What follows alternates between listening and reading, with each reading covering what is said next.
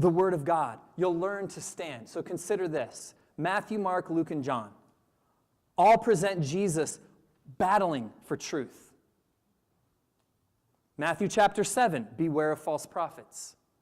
The book of Acts, chapter 17, verse 11, the Bereans are more noble than the Thessalonians because they examine the Scriptures to see what's so.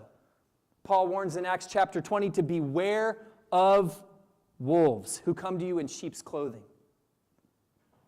1 and 2 Corinthians, as Eve was deceived in the garden, I am concerned for you that your minds will be led astray from the simplicity and purity of devotion to Christ. Galatians, I'm astonished that you are departing so quickly from the gospel I preached to you. If anybody preaches a different gospel, let him be accursed.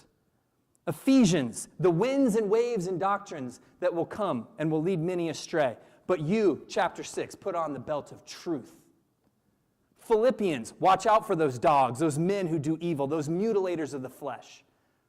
For it is we who are the circumcision, we who worship in the Spirit. He says in chapter 3, verse 17 and following, there are many who live as enemies of the cross of Christ. Their destiny is destruction. Their God is their stomach. Their mind is on earthly things. But you have a citizenship from heaven. Colossians chapter 3, those who have mystical visions and puff up with their sensual minds, saying that you have to be ascetics in order to follow Christ. Continue on to 1 Thessalonians, 2 Thessalonians, chapter 4, not to be deceived, we're told. 1 Timothy chapter 4, there's an apostasy coming where people will no longer follow the truth. 2 Timothy chapter 4, the tickling of ears. Titus chapter 1, verse 9, elders are not only to know the truth, but be able to rebuke those who contradict it. And not only elders, but all of us have that responsibility. The book of Hebrews is against Judaizers. James warns that not all should be teachers because many false teachers will incur a stricter judgment. Continue on to 1 John chapter 4, test the spirits to see if it's really from God. 2 John, warning of the Gnostics. 3 John, Diotrephes loves to be first. 1 Peter warns of the same thing. 2 Peter chapter 2, the false teachers. 1 Peter chapter 3, verse 15, always being ready to answer those who oppose the word of God, but do it with gentleness and respect. What about Jude?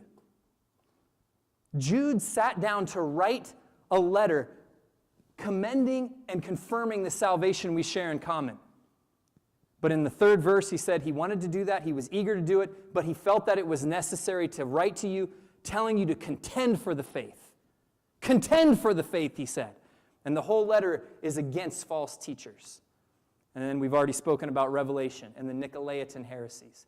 The entire New Testament tells us to prepare for war, and yet most Christians in America are asleep in the battle. Don't you realize that our kids are at stake? We protect our kids from every physical disease.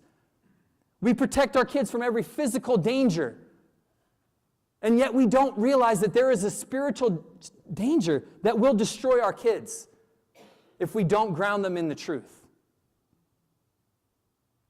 Prepare for war. Be in the text daily, studying to show yourself approved, a workman who rightly divides the word of truth. Let's close in prayer.